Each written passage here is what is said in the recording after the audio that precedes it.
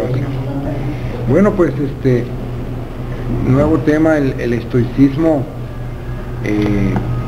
Me llama mucho la atención esta corriente filosófica que estuvo muy de auge al final a la caída del periodo romano. Estaba viendo aquí en Wikipedia que en la ubicación en el tiempo hay tres periodos. El periodo tres periodos, y termina más o menos 300 después de Cristo, años 250 después de Cristo, con Marco Aurelio, cuando en el tercer periodo las élites o la aristocracia se apropió de esta filosofía que Séneca abarca el periodo último, precisamente, el último.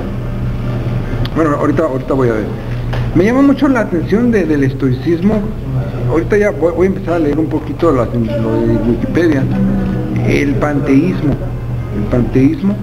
y encontré una similitud con el Geist alemán, que es el espíritu racional que gobierna el mundo.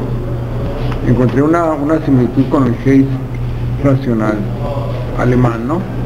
Pero bueno, voy a empezar a leer. El estoicismo es uno de los movimientos filosóficos que dentro del periodo helenístico adquirió mayor importancia y difusión. Fue fundado por Zenón de Sitio en el 301 a.C.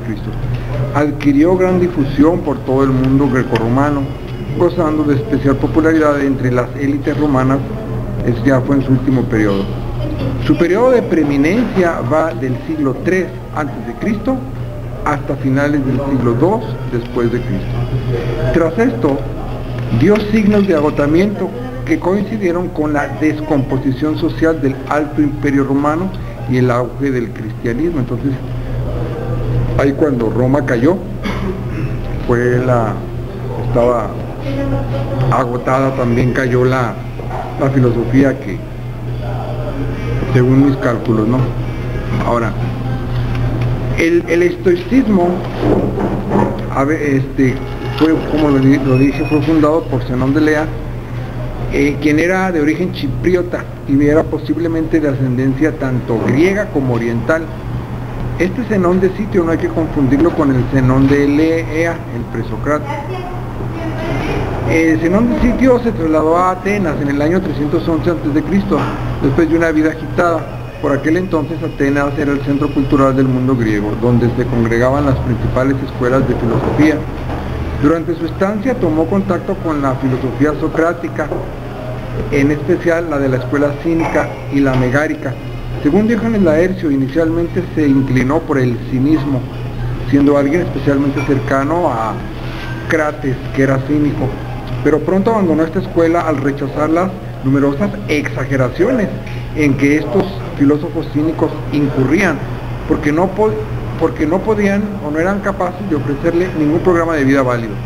Tras este abandono del cinismo, Zenón de Sitio estudió con otros filósofos de las escuelas académica, aristotélica y megárica, pero insatisfecho con ellas, acabó creando su propia escuela, en la que combinaba múltiples aspectos cínicos con los de otros filósofos tales como Heráclito. Desde la antigüedad se estudió la posible influencia de Zenón de Sitio y las doctrinas semíticas, tales como el judaísmo o la filosofía de Oriente Medio. El considerable parecido entre el estoicismo y el cristianismo en algunas doctrinas, sobre todo en la ética y en la cosmología, sugirieron a panegíristas cristianos tales como Quintiliano y Tertuliano que Zenón estaba familiarizado por su origen semita con el judaísmo. Entonces, bueno, aquí eso hay que recalcarlo, ¿no? El origen judío y se le relaciona con el judaísmo. Bueno, ahorita voy a seguir. Fíjense que yo veo el estoicismo como una filosofía que concluye de manera refinada y muy práctica y muy refinada, es la palabra, que supera el barbarismo de los presocráticos, las exageraciones del platonismo, de Sócrates, de Aristóteles, la brutalidad de Aristóteles, la aspereza de Aristóteles, lo alucinado de los filósofos anteriores, para llegar a una filosofía tan práctica que los grandes aristócratas se apoderaron de ella. Pero bueno, voy a seguir leyendo aquí. Ok, si me permiten, me quedé yo comentando la perspectiva histórica, ¿no? ¿Dónde me quedé? Sí. Les decía yo Zenón de Lea, tú cuando murió, Zenón de Sitio, el creador, el padre del estoicismo. ¿Por qué se llamaba estoicismo? Porque daba sus pláticas en la Estoa. El término estoicismo proviene del lugar en que Zenón comenzó en el año 301 a.C. a dar sus lecciones en la Stoa, que en griego significa pórtico, que era el pórtico pintado del Ágora de Atenas. Pronto atrajo a numerosos seguidores, quienes tras la muerte de Zenón continuaron y expandirían su filosofía. El estoicismo fue la última gran escuela de filosofía del mundo griego en ser fundada y continuó existiendo hasta que en el año 529 después de Cristo el emperador Justiniano clausuró la escuela de Atenas. La escuela cínica tuvo una clara influencia en la Stoa. Esto es evidente desde los inicios de esta, pues las fuentes declaran que su fundador, Zenón de Sitio, estudió directamente con un cínico, ya lo hemos mencionado, Crates. Estoicos tardíos tales como Epicteto identificaban al cínico Diógenes de Sinope como dechado de hombre sabio. Ahora voy a hablar de cómo llegó hasta nuestros días la filosofía estoica. El corpus doctrinal del estoicismo se basó en las escrituras de Zenón, hoy en día perdidas. No obstante, se sabe que escribió numerosas obras, entre cuyos títulos destacaban de la vida conforme a la naturaleza, de los universales, argumentos dialécticos y de las pasiones. Cuando Zenón muere en el año 261 a.C., se hace cargo de la escuela Cleantes y Crisipo. Entonces, esos son los tres primeros filósofos del primer periodo estoico: Zenón de Sitio, Cleantes y Crisipo, sus discípulos que se hicieron cargo de la escuela, que abarca del año 300 a.C. hasta el año 200 a.C. El primer periodo abarca 100 años. A partir de Laercio, a este último Crisipo, se le debe que el estoicismo perdurase, y cita Laercio: sin Crisipo no habría habido la Estoa. En efecto, Crisipo,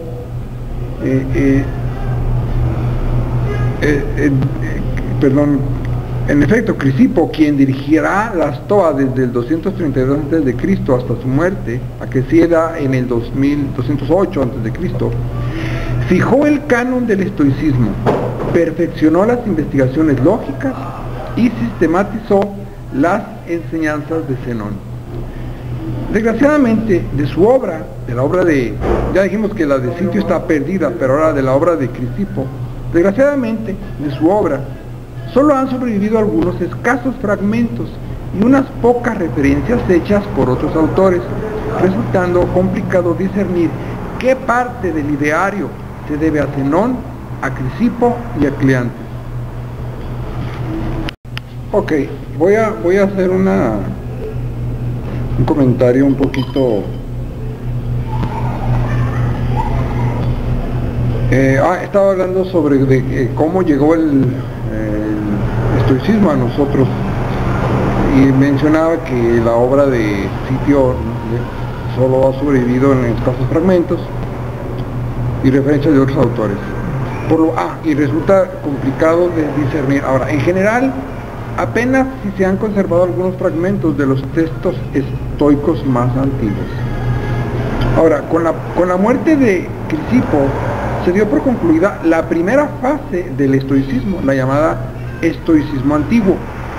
Esta primera etapa se caracterizó sobre todo por el establecimiento formal de la doctrina.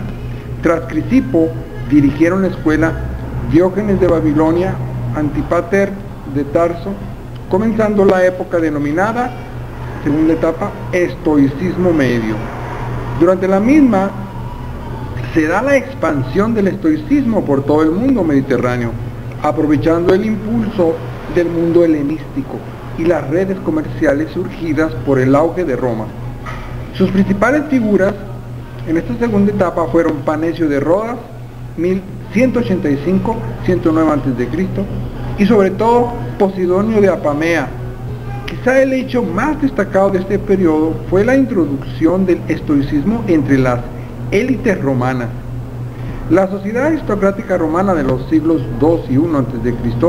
valoraba en mucho los tiempos de nuestros padres, o sea, la nostalgia de los antepasados, refiriéndose a los siglos anteriores en que la relevancia económica y militar de Roma todavía era escasa. Se idealizaba y se exaltaba la sencillez y la sobriedad de la vida de aquellos tiempos y, como en todo el mundo griego, se miraba con desconfianza los lujos y las costumbres modernas, más sofisticadas, que se habían ido introduciendo conforme la República Romana ganaba preeminencia. La doctrina estoica, muy favorable a estos puntos de vista, fue introducida con éxito y ganó adeptos tan conocidos como Catón el Viejo, Escipión el Africano, que fue un esclavo, y Catón el Joven. La notable fama de estos personajes favoreció aún más al estoicismo, que pronto fue la escuela filosófica más admirada por los romanos. Entonces, ahora, los estoicos antiguos dividieron la filosofía en tres partes: la lógica, teoría del conocimiento y de la ciencia; la física, ciencia sobre el mundo y las cosas; y la ética, ciencia de la conducta. Todas ellas se refieren a aspectos de una misma realidad: el universo en su conjunto y el conocimiento sobre él. Este puede ser explicado y comprendido globalmente porque es una estructura organizada racionalmente, de la que el hombre mismo es parte integrante, siendo la faceta más importante la ética. De los escritos del periodo medio, apenas se conservan de nuevo más que unos pocos textos fragmentados. Usualmente se considera que tras la muerte de Catón el Joven y la resolución de las guerras civiles que condujeron al establecimiento del Imperio Romano, surge la última etapa del estoicismo, el llamado estoicismo nuevo o estoicismo romano. Los filósofos de esta etapa han llegado a ser mucho más famosos y conocidos que los estoicos antiguos, y sus obras se conservan en mayor número, y materializaron la implantación del estoicismo como la principal doctrina de las élites romanas.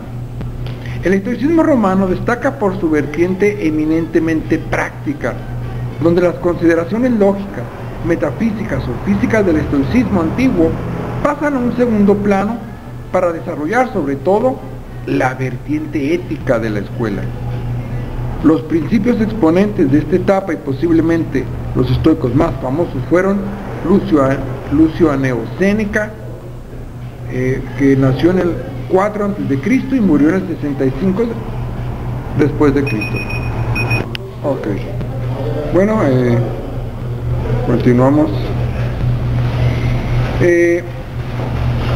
Séneca, que falleció en el 65 después de Cristo, Fue uno de los escritores romanos más conocidos y quizá el estoico mejor conocido. Otro filósofo famoso de esta última etapa del estoicismo moderno o nuevo, Epicteto, nacido en el 50 después de Cristo y fallecido en el 130 después de Cristo, nacido esclavo. Y un tercero, el emperador Marco Aurelio, nacido en el 121 y fallecido en el 180 después de Cristo. La obra de Séneca, Marco y Epicteto permite acercarse de manera sencilla y didáctica a los principales aspectos del estoicismo, si bien no introdujeron ningún elemento esencialmente original en la doctrina. Tras la muerte de Marco Aurelio, se considera que ya el estoicismo entra en decadencia.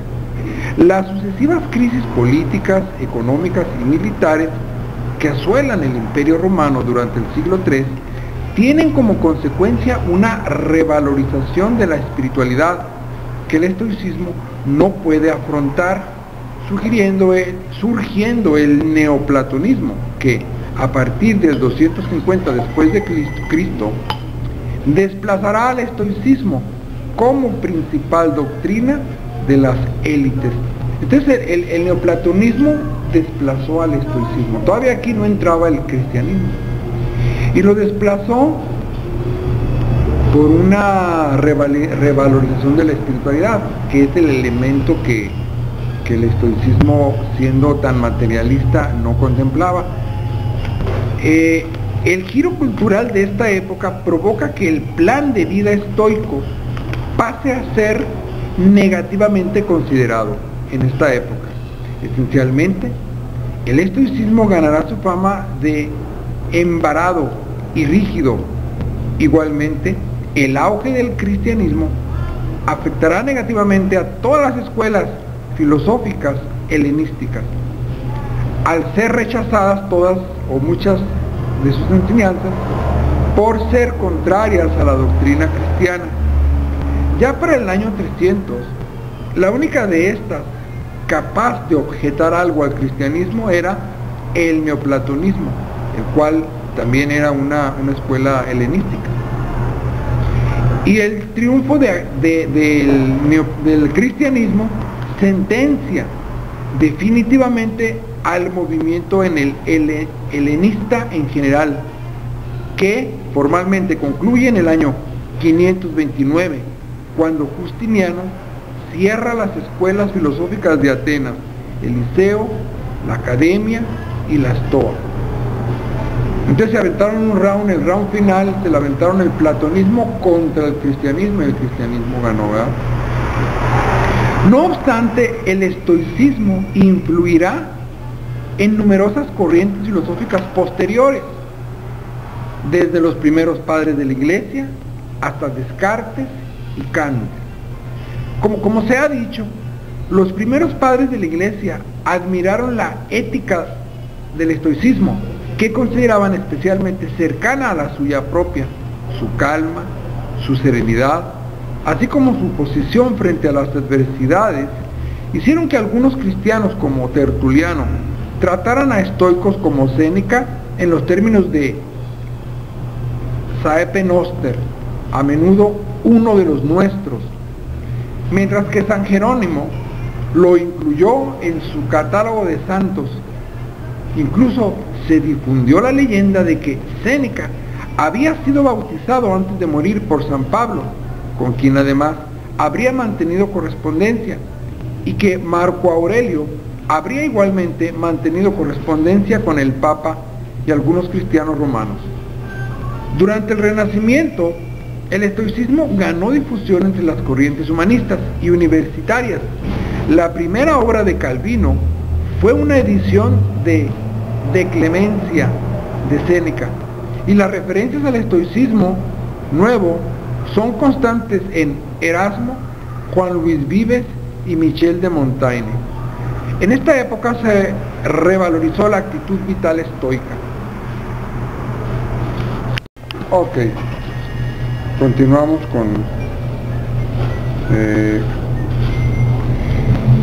en esta época se revalorizó la actitud vital estoica. En la actualidad se utiliza cotidianamente el término estoicismo para referirse a la actitud de tomarse las adversidades de la vida con fortaleza y aceptación.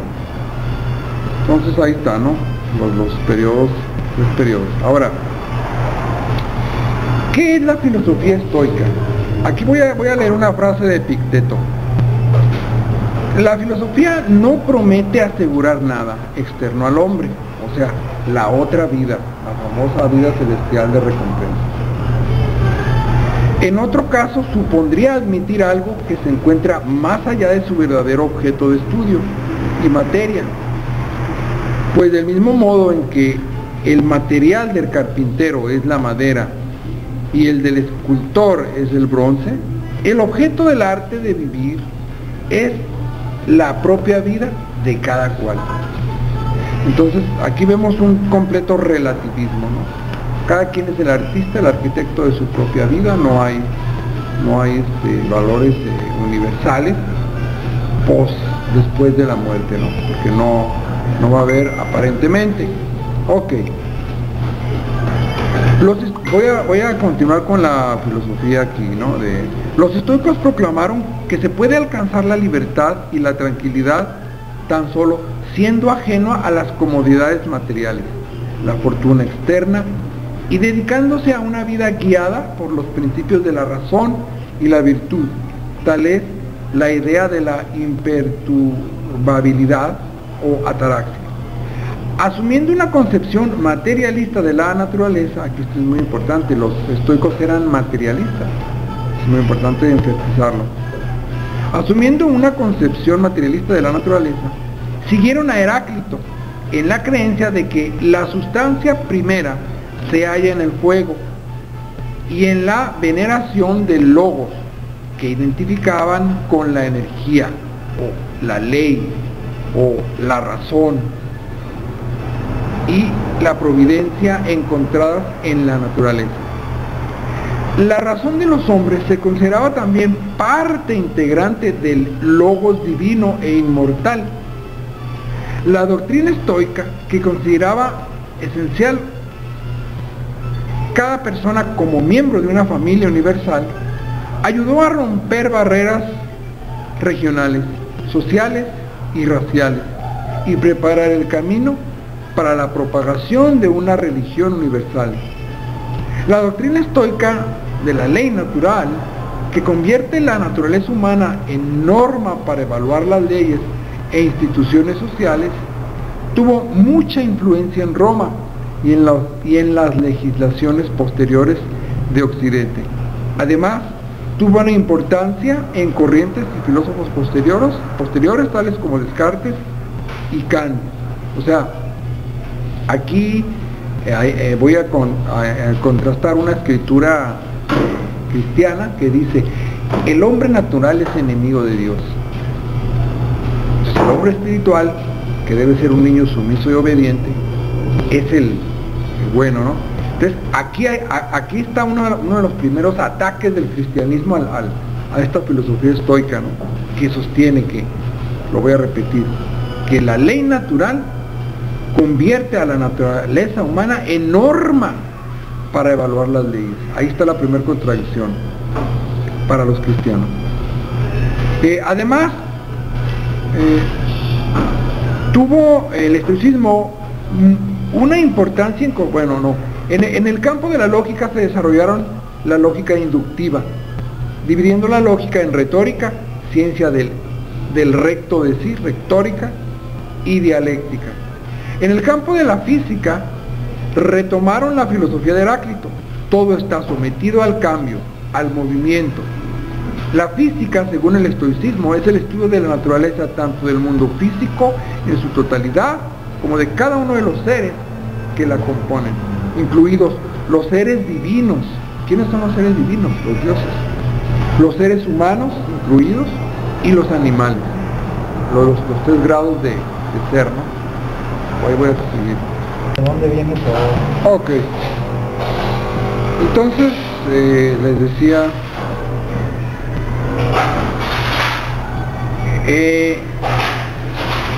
en el campo de la física retornaron a la filosofía de Heráclito. Todo está sometido al cambio, al movimiento. La física, según el estoicismo, es el estudio de la naturaleza tanto del mundo físico en su totalidad como de cada uno de los seres que lo componen, incluidos los seres divinos. ¿Cuáles son esos seres? ¿Extraterrestres o ángeles? Porque se supone que no creen en un ser, en un Dios, ¿no? Pero sí creen seres divinos, los humanos y los animales. Fundamentalmente especulativa y en clara deuda con el pensamiento de Parménides de Elea, de la unidad del ser, y Heráclito, la física estoica concibe la naturaleza como un fuego artístico en camino de crear.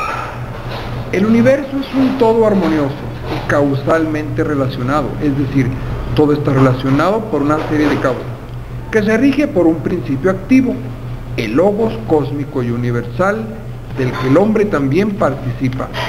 Este logos cósmico, que es siempre el mismo, el llamado también pneuma, o sea, soplo, espíritu en latín, aliento ígneo, ley natural, naturaleza, o sea, psisis, necesidad, y moria, o sea, destino, fatum en latín, nombres todos ellos que hacen referencia a un poder que crea, unifica y mantiene unidas todas las cosas, y que no es simplemente un poder físico.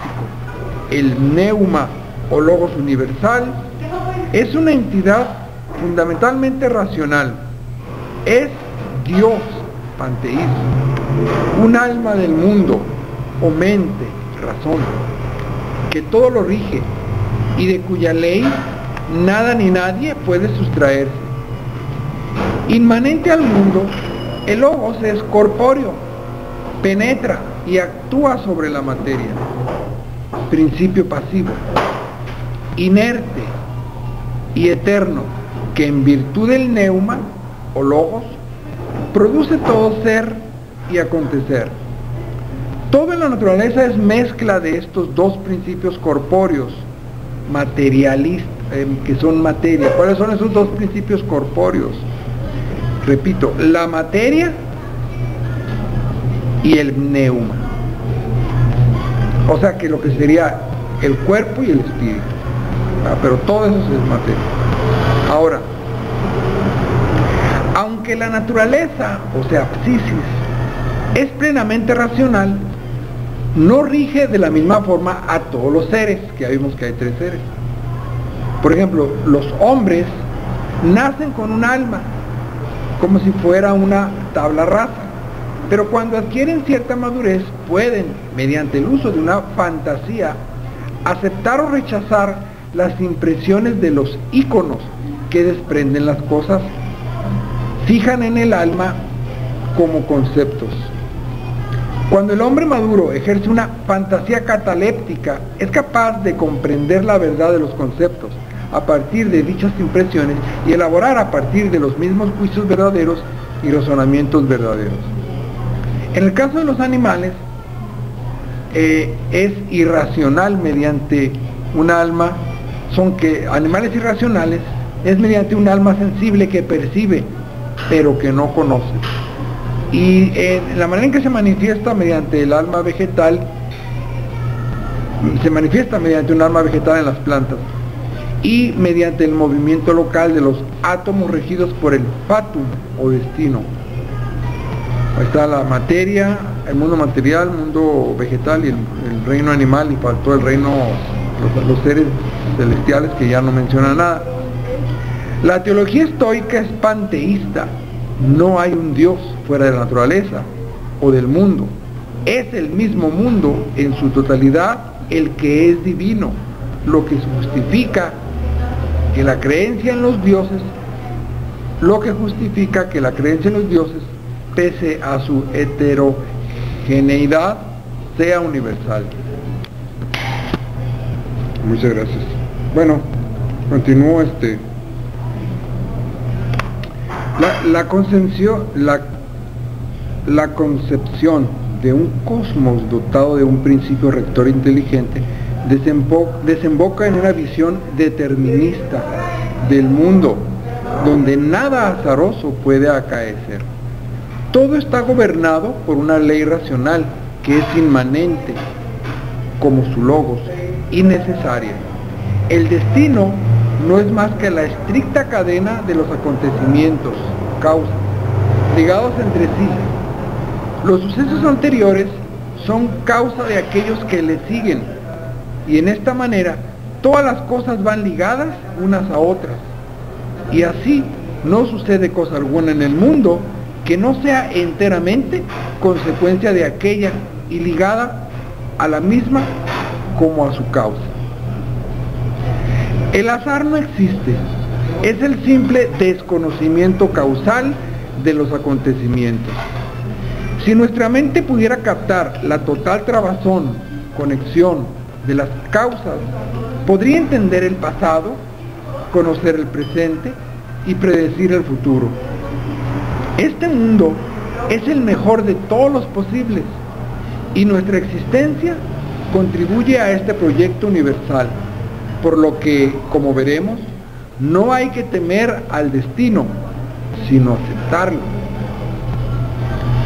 El logos que todo lo anima está presente en todas las cosas como logoi spermaticoi, razones seminales de todo lo que acontecerá. Como el mundo es eterno y el logos es siempre el mismo, inevitablemente habrán de repetirse todos los acontecimientos, eterno retorno, una y otra vez. El mundo se desenvuelve en grandes ciclos cósmicos, aion o año cósmico, de duración determinada, al final de los cuales todo volverá a comenzar de nuevo, incluso nosotros mismos.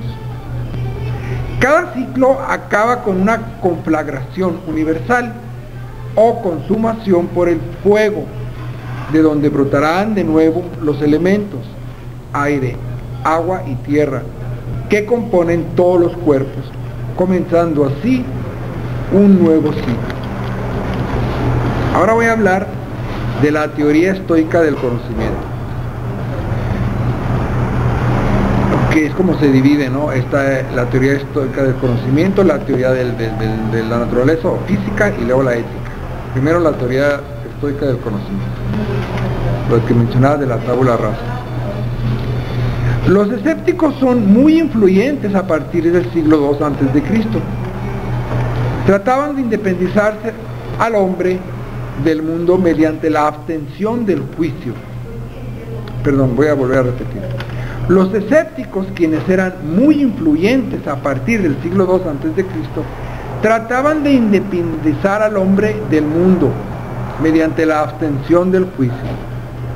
Dudaban de la posibilidad de conocimiento sensible mediante el pensamiento discursivo y de los resultados de combinar ambos. El relativismo de Protágoras es la base de la duda escéptica respecto a los sentidos. No pueden ser una reproducción inmediata de las cosas si la percepción varía de individuo en individuo y entre distintas situaciones del mismo individuo o del objeto. Estas contingencias no se pueden evitar, así que no hay posibilidad de conocimiento sensible. O sea, el conocimiento depende de tu estado de ánimo, ¿verdad? Y de las circunstancias, etc., ¿no? Por otra parte, las opiniones vienen condicionadas por la costumbre. Ante la contradicción de opiniones, no se puede distinguir cuál es la veraz. El método de deducción silogística de Aristóteles depende de las premisas, pero estas premisas ni se pueden admitir sin demostración, ni pueden ser simplemente hipotéticas. Por lo tanto, el camino del conocimiento de lo general a lo particular mediante el silogismo es imposible, pues el punto de partida es incierto.